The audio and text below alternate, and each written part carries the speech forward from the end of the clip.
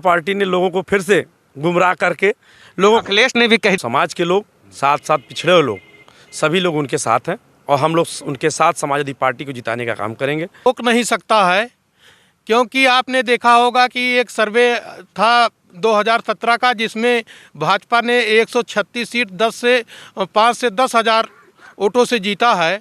उतनी सीटों को केवल मौर्य समाज ही हरा करके जो है अखिलेश यादव को दे देगा और जो है उत्तर प्रदेश का मुख्यमंत्री बना देगा। ये जो है ना तो रोजगार है, शिक्षा की समुचित व्यवस्था नहीं है, लाचारी जोरों पर है और कहीं ना कहीं जनता गरीबी से, शोषण से और रोजगार को लेकर के बहुत परेशान है। नमस्कार, मैं गणेश मौर्य, आप देख रहे हैं न्यूज़ 9 नेटवर्क। यूपी के वोटर किसके सपोर्टर का कार्यक्रम लगातार चल रहा है। देखना है विधानसभा चुनाव में जनता किसको चुनना चाहती है। उत्तर प्रदेश की योगी सरकार ने 5 साल के काम में क्या किया है, क्या नहीं किया है। इस समय हमारे सामने रजनीश मौर्य जी हैं, जो स्वामी प्रसाद मौर्य जो कैबिनेट मंत्री हैं, स्वामी प्रसाद मौर्य के बहुत करीबी माने जाते हैं। पूछना चाहते हैं कि स्वामी प्रसाद मौर्य को मौसमी नेता क्यों कहा जाता है और पार्टी छोड़ के इतने दिन के बाद आए जब आचार संहिता लगी। देखिए, उनको मौसमी नेता नहीं, उनको ये सत्यता है कि लोग मौसमी नेता ज़रूर कहते हैं, लेकिन जो आदमी ज़मीन से जुड़ा होता है, जो आदमी संघर्ष करता है, जो आदमी सही बात कहता है, उसको लोग उल्टा सीधे शब्दों से प्रभावित करते हैं। लेकिन स्वामी प्रसाद मौर्य जी आज से नहीं, आदि से उन्होंने हमेशा दलितों, पिछड़ों, मजलूमों की बात कहे हैं और यही भारतीय जनता पार्टी के लोगों को अच्छा नहीं लगता, इसीलिए उनको मौसमी नेता कहते हैं। 5 साल लोग अभी भी चर्चा यही कहते हैं कि जिनका टिकट कटने वाला था वो अपने से पहले से ही बाहर का रास्ता, क्या इनका भी टिकट कटने वाला था?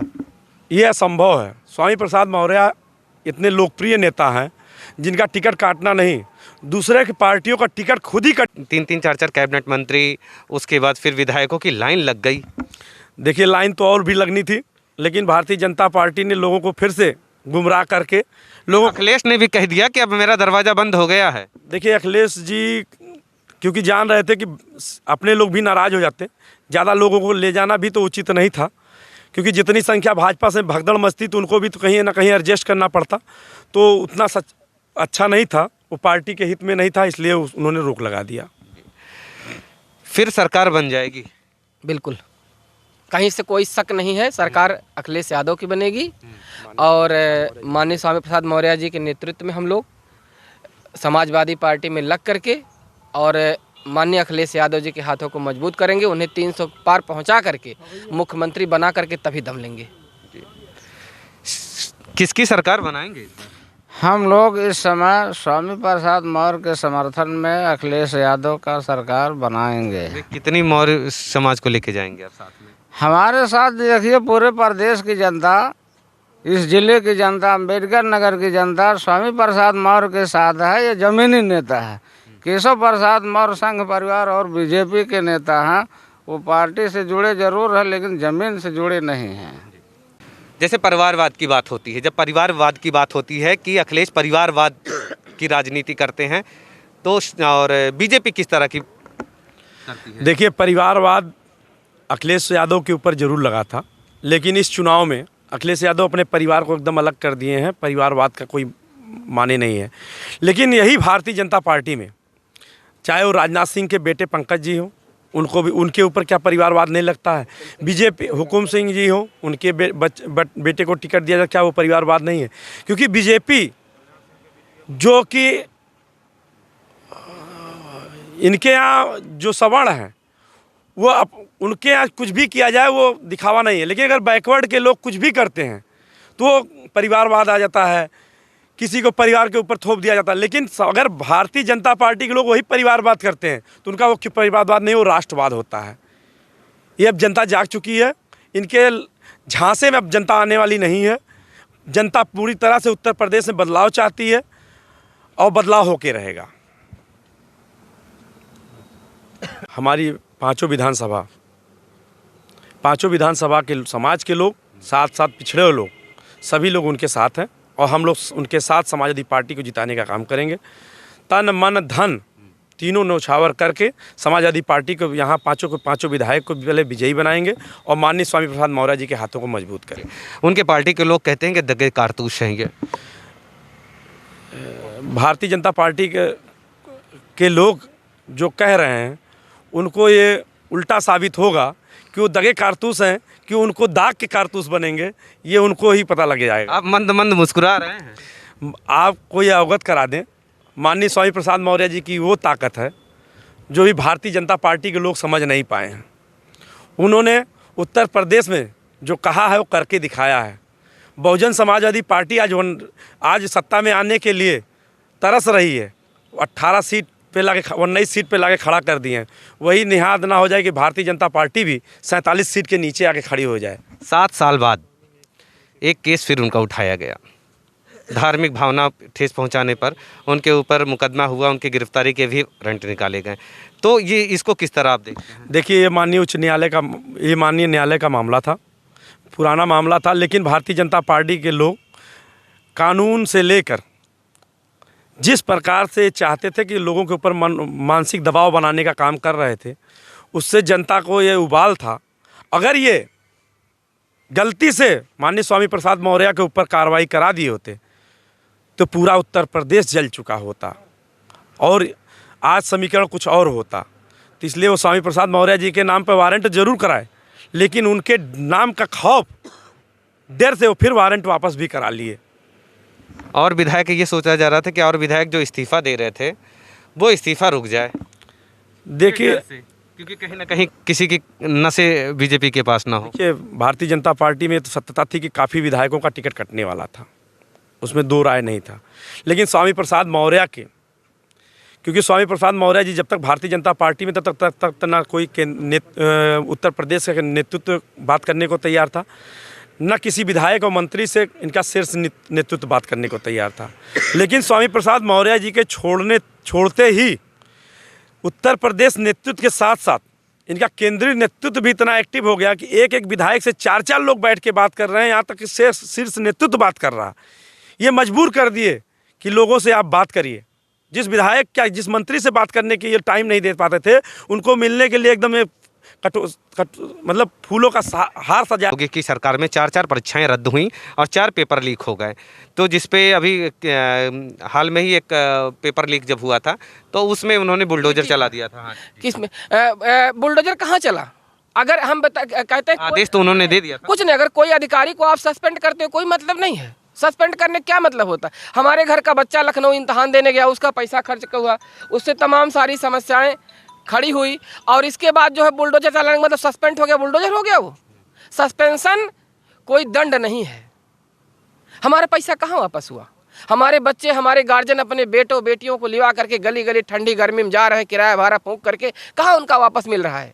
मैं आपको बता रहा था, बात आपने काट दिया। दूसरा क्वेश्चन आ गया कि 6000 पे जब पिछड़ा वर्ग आयोग ने लिखा तो 6000 का आदेश आया कि इनको जो है फिर से इनकी मेरिट निकाली जाए। उसमें से एक भी नियुक्ति अभी तक नहीं हुई है और इन्होंने आचार संहिता रोना शुरू कर दी, जबकि आचार संहिता के पहले पिछड़ा वर्ग आयोग ने लिखा था, लेकिन इन्होंने उसका उत्तर नहीं दिया। हाँ कर लिया, लेकिन उसका कोई कार्रवाई नहीं की। तो इनके कथनी और करने में बहुत जमीन आसमान का अंतर है। ये जो वास्तव में कहते हैं वो कभी करते नहीं है। ये केवल पिछड़ों को आगे करके अपना उल्लू सीधा करना चाहते हैं। महिलाओं की सम्मान तो बहुत करती है ये सरकार। माफियाओं पे देखिए किस तरह हंटर चला गया। कहते हैं अखिलेश की सरकार में अखिलेश को गुंडों की पार्टी कही जाती थी कि गुंडा माफिया ज़्यादा रहते थे। इन्होंने अतीक अहमद और मुख्तार अंसारी जैसे बड़े बड़े माफियाओं पे इन्होंने कार्रवाई की। देखिए, कार्रवाई ये जाति देख किए हुए हैं। इनके समय में जो माफिया कोतवाली के बगल क्रिकेट खेल रहा हो, वांटेड हो, केवल जाति देख के बुलडोजर चलवा रहे थे। अनुसूचित जात, पिछड़े जात और मुस्लिमों के ऊपर अत्याचार कर रहे थे और जो इनके कास्ट के माफिया थे उनको सबको संरक्षण दे रहे थे।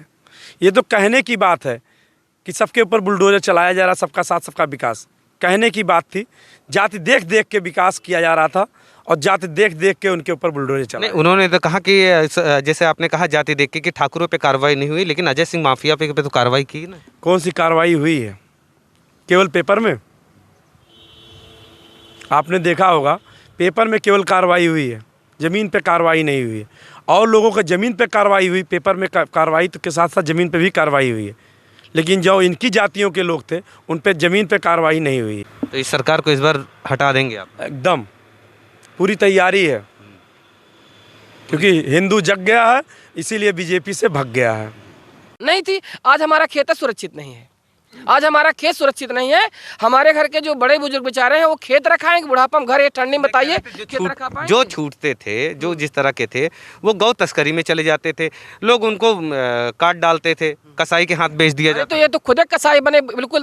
जहाँ जहाँ इनके गौशाला खुला है बेचारे खाए भी ना मर रहे हैं जानवर, बेचारे बिना खाए भी ना, उनके पास ना कोई दवा की व्यवस्था है ना चारे की व्यवस्था है, और वहाँ बिल्कुल गंधाता है, गोबर पड़ा रहता है, बेचारे कहाँ रहे। हमारे आपके घर पर जानवर रहते थे, हम लोग साफ़ सफाई करते थे, ठंडी में उसके नीचे पुआल डालते थे, और हम लोगों के अंदर इतनी आत्मीयता इतनी मानवता है कि उनको बोरा वोरा उड़ा दिया करते थे, बेचारे ठंडी में ठंडा न जाएँ। हमारे जानवर हमको गोबर देते हैं, ईंधन के रूप में काम करते हैं, हमारे बच्चों के लिए दूध देते हैं, उससे हम दही बनाते हैं, मट्ठा बनाते हैं, हम उनकी सेवा करते थे। उसको ये लोग लाके पकड़ करके कहीं जंगल में बना दिए, गौशाला वहाँ छोड़ दिए, कोई देखने वाला ही नहीं है, वो मर रहे हैं, ऐसे मर रहे हैं। क्या 67 साल बाद अब हिंदू खतरे में आया है? हिंदू अब खतरे से निकल रहा है। ये बीचों में 5 साल खतरे में ज़्यादा आई रहा, अब वो खतरे से निकल रहा है। हिंदू कौन है हम यही नहीं जान पाते, हिंदू कौन है। इनके निगाह में हिंदू वही है जो सबड़ कास्ट वाले, वो हिंदू हैं। और बाकी ये जो है हिंदू जो है कवच बनाए हैं। हिंदू नाम का कोई जाति नहीं है, हिंदू नाम का कवच है आरएसएस के पास। उस कवच में कौन है?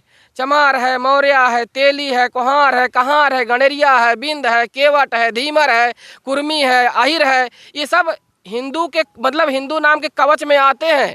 जब कहीं लड़ना होता है तो ये कवच आगे कर देते हैं, और जब माल खाना होता है तो जो लोग माल खा रहे हैं आप भी जान रहे हैं, मैं भी जान रहा हूँ, यहाँ जो लोग खड़े हैं वो भी जान रहे हैं। सरकार चुनाव से पहले ये वादे की थी कि सबका साथ सबका विकास का जो नारा दे रही थी कि सबका साथ सबका विकास। अब तो आप जैसे कह रहे हैं कि हिंदुओं के साथ मुसलमानों के खिलाफ। ऐसा नहीं, देखिए इनका जो है सबका साथ सबका विकास नहीं है, इनका देखिए सबका साथ है, सबका प्रयास है, और कुछ लोगों का विकास है। इन्होंने कहा सबका साथ सबका विकास, हम उसमें जोड़ रहे हैं सबका साथ है, सबका प्रयास है, यानी सबकी मेहनत है, लेकिन विकास कुछ लोगों का है। वो गिने चुने लोग हैं जिनका विकास होना है। ये बार बार बता देते हैं कि हम तो पिछड़ों के साथ हैं, हमने इतना डिप्टी सीएम बनाया, हमने इतने प्रदेशों में मुख्यमंत्री बना दिया, हमने पिछड़ों को प्रधानमंत्री बना दिया। मुकुट पहनाने से पिछड़ों का विकास नहीं होगा। अब पिछड़ा कहता है कि हमको मुकुट की राजनीति नहीं चाहिए, मुकुट दमदार हो, और मुकुट पहनाने के बाद हमको पावर दो, हमारे आरक्षण के साथ खिलवाड़ ना करो। अभी मैं एक बहुत छोटा सा एग्जाम्पल बता रहा हूँ। 69,000 टीचर की भर्ती आई, 69,000 के अकॉर्डिंग जो ओबीसी का हिस्सा बनता था वो बना 18,000। उसको इसके बाद जब बहुत राष्ट्रीय पिछड़ा वर्ग आयोग ने लिखा, चिट्ठी पत्र लिखा, तो इसको एक्सेप्ट किया कि हाँ भाई कहीं ना कहीं गलती हुई। तो जब योगी गलती वालों को ऊपर चलाता था बुलडोजर, तो इसमें जिसने गलती की उस पर बुलडोजर क्यों नहीं चलाया? यूपी में शिक्षा किस स्तर पे है? यूपी की शिक्षा जब से सरकार बनी है शिक्षा है ही नहीं है, शिक्षा एकदम ख़त्म है। अब आप बताइए, जो है आप तो बहुत बेबाक पत्रकार हैं, सही बात उठाते हैं, सही मुद्दे को उठाते हैं। ये कह रहे हैं कि गरीबी नहीं है और राशन बांट रहे हैं। जिस व्यक्ति के पास खाने के पास राशन नहीं है वो कैसे मोबाइल लेके अपने बच्चों को पढ़ा पाएगा ऑनलाइन? जहाँ पर विद्यालय में कोई संसाधन नहीं, हमारे बेसिक के अध्यापक बेचारे हैं, वो कहाँ कहाँ मोबाइल लेके पढ़ाने जाएं? कहाँ शिक्षा है? सारा काम इनका होता है, शिक्षक के लिए कोरोना आ जाता है। तो यूपी में शिक्षा की स्थिति बद से बदतर है, बद नहीं है, बद से बदतर है। यानी वो एकदम बिल्कुल रसातल की ओर चली जा रही शिक्षा। जहाँ शिक्षा को दिन पर दिन बढ़ना चाहिए था, वहाँ शिक्षा दिन पर दिन नीचे होती चली जा रही है। एक बार शिक्षा को लेकर कंपटीशन हुआ था, यहाँ के शिक्षा मंत्री और दिल्ली के शिक्षा मंत्री ने ये कहा था कि अगर विद्यालय देखना हो तो हमारे यहाँ आके देखिए, हम तो उन्होंने कहा था कभी आके उत्तर प्रदेश में देख लीजिए। जब उत्तर प्रदेश में वो पहुंचे तो वहाँ से पुलिस उनको आने नहीं दी। तो क्या कहीं ना कहीं योगी सरकार छुपा रही थी क्या अपने शिक्षा? अगर कंपटीशन हुआ था, अगर जो है दिल्ली के शिक्षा मंत्री यहाँ आते, और दिल्ली नहीं दुनिया कोई शिक्षा मंत्री चला आता, अगर यूपी में देखने आता इनकी कलई खुल जाती। तो कलई ना खुलने पावे इसलिए उनको रोक लिया गया। आप देखने जाएंगे आपको ही पकड़ लिया जाएगा, मैं देखने जाऊंगा मुझको पकड़ लिया जाएगा। जिससे इनकी शिक्षा कलई खुल जाएगी, जिससे इनकी बात का जैसे कहीं बुरा प्रचार हो जाए तो उसको रास्ते में पकड़ लेंगे, ना वो पहुंचेगा, ना देखेगा, ना अन्य जगह जाके बताएगा। तो इसलिए जो है उनको रोक लिया गया। अगर वो देखते तो दिल्ली में जाके बताते, दूसरे प्रदेश में जाते, जहाँ कोई सेमिनार होता वहाँ जाते तो वो बताते वहाँ पर। इसलिए कहा गया इनको पकड़ के बंद कर लो, ना आदमी देखेगा ना बताएगा, ना रहेगा बांस ना बजेगी बांसुरी। कहते हैं कि सरकार ने कुछ नहीं दिया, 5 सालों में कुछ नहीं दिया, और सरकार अपनी योजनाओं के गिनाते गिनाते थक नहीं रही है। करिए आवास दिया गया, शौचालय दिया गया, उज्ज्वला योजना के तहत गैस चूल्हे दिए गए, और किसान सम्मान निधि योजना दिया गया, राशन 2-2 बार वितरण किए जा रहे हैं, बहुत सारी ऐसी योजनाएं हैं। और श्रम मंत्री जी जो थे, कैबिनेट के मंत्री जी, वो श्रम कार्ड बनवा के खुद ही सपा में चले हैं। अब इस पे क्या कहेंगे? चलिए देखिए, आपने तमाम क्वेश्चन पूछ दिए, हम बारी बारी बता रहे हैं। जैसे इन्होंने किसान सम्मान निधि दे दिया। किसान सम्मान निधि, हम लोग मौर्य समाज से हैं। अगर अमूनन 1 बीघा हमारे पास गोभी अगर सही समय से हो जाए तो लगभग उसमें हम गिरी हालत में कम से कम 50,000 का बेचेंगे। मतलब गिरी हालत में 50,000 गोभी हम बेचेंगे। और ये किसान सम्मान निधि हम कितना दे रहे हैं? 6,000 दे रहे हैं। तो 6,000 ज़्यादा है, 50,000 ज़्यादा है। अगर ये अपना सांड पकड़ लिए होते तो हम 50,000 बेच लेते, अपनी सम्मान निधि रखे रहते। परेशान है।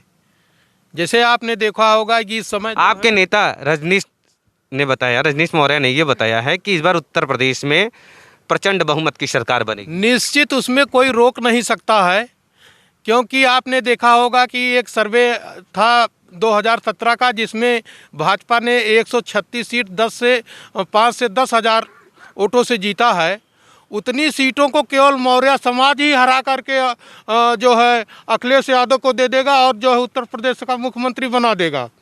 और जहाँ तक किसानों की बात है, यहाँ पर तो गाय और बछड़े इस तरह से हैं कि जो किसान शाम को खाना खा करके आराम से अपने बिस्तर पे सोता था, आज वो गुलामी की स्थिति में न रात में सो पा रहा है, दिन पे सो रहा, केवल अपने खेत की रखवाली कर रहा है।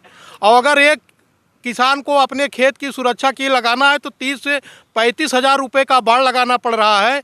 अगर जब किसानों ने बाड़ लगाना शुरू किया तो योगी सरकार ने कहा कि जो किसान कटीला तार लगाएगा उसके खिलाफ आईपीसी की धारा के तहत 307 अन्य मुकदमों में मुकदमा लगा दिया जाएगा। इससे जानवरों को खुला छुट्टा खाने के लिए प्रोत्साहित किया और किसानों से कहा कि आप ऐसा काम न करिए। बताइए, किसान परेशान, इससे खराब स्थिति और क्या हो सकती है उत्तर प्रदेश में? जो फसल बर्बाद हो जा रहे हैं, किसान सम्मान निधि योजना के तहत भी तो उन किसानों को दिया जा रहा है। अरे किसान सम्मान निधि जो है साल भर में जो है 12,000 मिलता है, तो उससे क्या होने वाला है? आज जो है जितनी महंगाई है उस महंगाई को देखिए। कह रहे हैं विकास होगा तो महंगाई बढ़ेगी। कौन सा विकास हो गया उत्तर प्रदेश में? कोई विकास तो दिखाई नहीं पड़ा। आपके अंबेडकर नगर में विकास नहीं हुआ? अंबेडकर नगर में विकास तो अखिलेश यादव ने जो किया था, उसके बाद कोई किया नहीं। हाँ, अंबेडकर नगर में कोई जो है भाजपा सरकार का कोई विकास आप बता दीजिए भाई, आप पत्रकार हैं। मैं तो यहाँ का निवासी हूँ, जागरूक आदमी। और लोगों से पूछा जा रहा है कि भारतीय जनता पार्टी का एक विकास हुआ है, उन्होंने अपनी कार्यालय बना दिया है, भाजपा कार्यालय बना दिया। वो तो सब आदमी जो राजनीतिक दल होते हैं वो अपना कार्यालय रहने के लिए का स्टेशन तो बनाते हैं। उनके पास पूरे प्रदेश में भाजपा कार्यालय नहीं था, वो अपने नेताओं को बैठने के लिए एक स्टेशन बना दिए हैं, जहाँ से जो है लोगों के साथ ठगी करने का एक व्यवस्था बना दिए हैं। वहाँ से उनके नेता बैठे 5 साल, और जो गरीब आदमी परेशान आदमी अगर उनसे किसी सुरक्षा के लिए दरोगा, पुलिस, एसडीएम, डीएम की सुरक्षा के लिए माँ किया तो उनके दलाल पहले सौदा तय किए 10,000, 20,000, 50,000 कैसा काम है वैसा पैसा तय किए। उसके बाद तब जो है उनको जो न्याय दिलाने की बात की और न्याय भी नहीं दिला दिए। और कितना एकदम पूरी तरह से ख़त्म हो जाएगी 2022 में, इसमें कोई शंका नहीं है। कितनी सीटें निकलेंगी? समाजवादी पार्टी की 300 प्लस। 300 प्लस? वो तो कह रहे हैं कि 350 से ज़्यादा हम लेके जाएंगे। सीटें कितनी हैं? 403 सीटें हैं। कौन कितना ले जाएगा? देखिए, वो मुंगेरी लाल के सपने देख रहे हैं, उनके बस की अब कुछ नहीं। जनता जाग चुकी है, क्योंकि हिंदू जग चुका है, इसलिए भाजपा से भग चुका है। हिंदू जग चुका है, भाजपा से 80-20 की तो लड़ाई हो रही है। ये 80-20 की लड़ाई नहीं, ये 85-15 की लड़ाई है। और इसमें भारत का संविधान बचाने की लड़ाई है। इसमें जो लोग नहीं जगेंगे वो अपने इतिहास को खो देंगे। जगा देंगे इस बार? जगा देंगे एकदम। अंबेडकर नगर में कितनी सीटें निकल रही हैं? 5 की 5 सीट अंबेडकर नगर की समाजवादी पार्टी के झोले में जाएगी। बीजेपी के एक भी नहीं देंगे? एक भी नहीं जाएगी। भाई अगली बार तो 2 सीटें निकली थी। अगली बार निकली थी तो निकल गई, लेकिन अब की पाँचों सीट समाजवादी पार्टी के झोले में। लहर खत्म हो गई है। लहर खत्म, भारतीय जनता पार्टी की लहर खत्म हो गई है। इस बार बताइए कि मुख्यमंत्री कौन बनेगा? अखिलेश यादव जी बनेंगे। अखिलेश यादव। युवाओं का साथ, युवाओं का सरकार होगा। हाँ, कितना युवा सपोर्ट करते हैं? जितना जनाधार यूपी का सारे युवा सपोर्ट कर रहे हैं। योगी मोदी जी कह रहे हैं, कह रहे युवा सबसे ज्यादा मोदी जी के साथ है, मोदी जी के चेहरे पे ही देंगे। वो झूठ बोलते, जुमलेबाज हैं। देखिए आप उत्तर प्रदेश के बाहर जाएंगे तो बड़े बड़े होल्डिंग लगाए हुए हैं कि मैंने इतना रोजगार दिया, और धरातल पा के देखिए कोई रोजगार नहीं। बेचारे लखनऊ राजधानी में डंडा लाठी खा रहे हैं बेचारे सब युवा इस सरकार से तंग आ गई है, और वो युवा है, युवा के साथ देंगे, अखिलेश यादव की सरकार बनाएंगे। नेहा सिंह राठौर ने एक गीत के माध्यम से यूपी सरकार को तंज कसा है, योगी सरकार को, जिस पे उन्होंने कहा है कि यूपी में काबा। तो अब बताइए यूपी में क्या नहीं है, क्योंकि रवि किशन भी स्टार प्रचारक हैं। रवि किशन ने कहा कि यूपी में सब बा जो नेहा सिंह को दिखाई नहीं दिया। देखिए यूपी में जो है ना तो रोजगार है, शिक्षा की समुचित व्यवस्था नहीं है, लाचारी जोरों पर है, और कहीं ना कहीं जनता गरीबी से, शोषण से और बेरोजगार को लेकर के बहुत परेशान है। और ख़ास तौर से जो पढ़ा वर्ग है, जो स्नातक प्रशिक्षित हो या स्नातक हो या परास्नातक प्रशिक्षित हो, ये सब रोजगार के लिए दरबदर की ठोकर खा रहे हैं। तो यूपी का जो मेन मोटो है कि यहाँ पर रोजगार का अभाव है, और जो सरकार वर्तमान में है, जो तत्कालीन सरकार है, वो रोजगार सृजन की दिशा में कोई काम नहीं कर रही है। और ये बार बार रोजगार का जो हवाला देते हैं, तो रोजगार इन्होंने दिया कहाँ? इन्होंने तो जो नरेगा मजदूर था उसको भी रोजगार बता दिया, और नरेगा मजदूर था उससे बदतर इन्होंने आउटसोर्सिंग, जो स्नातक प्रशिक्षित है, पढ़ा लिखा व्यक्ति है, वार्डवा जेएनएम एएनएम किया, उसको ये आउटसोर्सिंग पे अस्पताल पे रख रहे हैं। उसमें एक बीच में मीडिएटर ला दिए हैं। वो मीडिएटर क्या करता है, सरकार से वो 20,000 लेगा और कैंडिडेट को देगा 8,000, 7,000, 6,000। तो ये रोजगार खा रहे हैं। तो यूपी में काबा, यूपी में बेरोजगारी बा। एक जिस तरह कहा जा रहा है कि यूपी में बेरोजगारी है, लेकिन उत्तर प्रदेश की सरकार ने ये कहा है कि भाई 5 साल का मौका जो जनता ने मुझे दिया, जिसमें 2-3 साल तो कोरोना के निकल गए, फिर से एक बार मौका दे, देखिए हम क्या करते हैं। कोरोना जो इन्होंने कहा है, कोरोना जो है आपदा में अवसर है। सरकार जो है ये बहाना, कोरोना के नाम पर बहाना बताती है। ये सारे काम करते हैं, केवल रोजगार नहीं देते हैं। रोजगार के नाम पे हमारे जो बेरोजगार साथी हैं उनको क्या मिला? अभी आपने देखा होगा, चूँकि आप बहुत बेबाक पत्रकार हैं और सही बात कहते हैं, और अभी देखा होगा लखनऊ में हमारे तमाम सारे बेरोजगार साथी लाठी खाए, तमाम उसमें 1-2 बेचारे मर भी गए और तमामों के हाथ पैर टूट गए। तो ये कहाँ रोजगार दे रहे हैं? ये तो बस एक बहाना ढूंढ रहे हैं। और ये बताइए, ये कह रहे हैं कि कोरोना है तो लेटरल एंट्री से तो ये नौकरी दे रहे हैं लोगों को, बाईपास से आईएएस बना दे रहे हैं, बाईपास से समीक्षा अधिकारी बना दे रहे हैं अपने लोगों को। तो कहाँ कोरोना का असर कहाँ पर है? कोरोना का असर नहीं है। किसान की भाई भारतीय जनता पार्टी ने जो सम्मान उनको दिया स्टूल पे बैठा के, वो सब हम ही ने नहीं, पूरा 25 करोड़ उत्तर प्रदेश की जनता ने देखा है। आप कहते हैं कि दलितों की ये सरकार बात नहीं करती है, कि दलितों की विरोधी है ये सरकार, लेकिन अभी हाल में ही आपने देखा होगा कि दलित के घर जाके भोजन कर रहे थे। देखिए ये तो दिखावा है एक। जब तक 5 साल सरकार में थे तो दलितों का आरक्षण खा रहे थे, दलितों के साथ उत्पीड़न कर रहे थे। आपने 2016 में माननीय स्वामी प्रसाद मौर्य जी पार्टी छोड़े थे, बहुजन समाजवादी पार्टी को। उसके बाद आप लोगों ने देखा होगा, जब तक वो बहुजन समाजवादी पार्टी में थे तब तक बहुजन समाज पार्टी नंबर 1 की पार्टी थी, और भारतीय जनता पार्टी तीसरे नंबर के पावदान पे थी। लेकिन जैसे ही उनके पार्टी छोड़ने पर 1 हफ्ते के अंदर भारतीय जनता पार्टी नंबर 1 पे आई, और जब स्वामी प्रसाद मौर्य जी भारतीय जनता पार्टी में ज्वाइन हुए तो 300 पार की सरकार बनाए।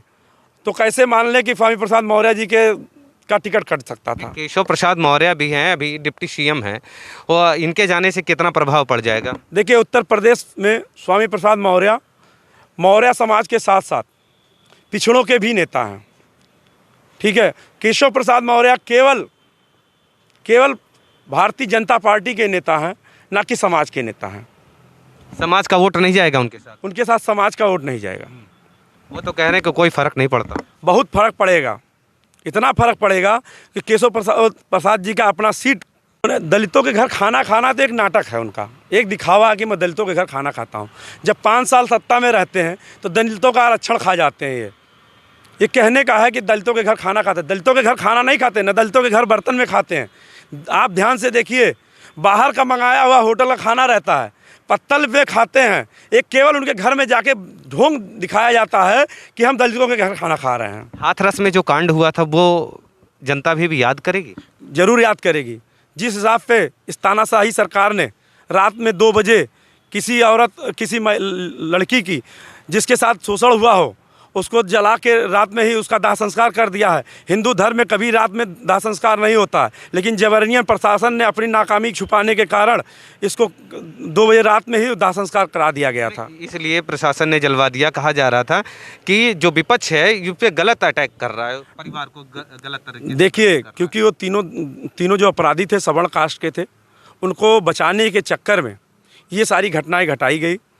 उनको ही ताकि ये उनके ऊपर बलात्कार का केस बचाने के लिए कि बलात्कार नहीं हुआ है, ऐसी अफवाह उड़ाई जा रही थी, जिसको साक्ष्य मिटाने के लिए उसको रात में ही जलाया गया था। जब उत्तर प्रदेश में इनकी सरकार थी, अखिलेश की सरकार थी, समाजवादी पार्टी की सरकार थी, तो उस समय कहा जा रहा था कि जितने भी थाने हैं या अफसरशाही है वहाँ पे जात बिरादर के नाम पे रखा जाता है, अपने ही जाति के लोगों को रखा जाता है। तो इस समय सरकार ने जो योगी की सरकार है, ये किस तरह का काम कर रही है? ये भी तो ये सबसे बड़ा जातवादी सरकार तो भारतीय जनता पार्टी निकली।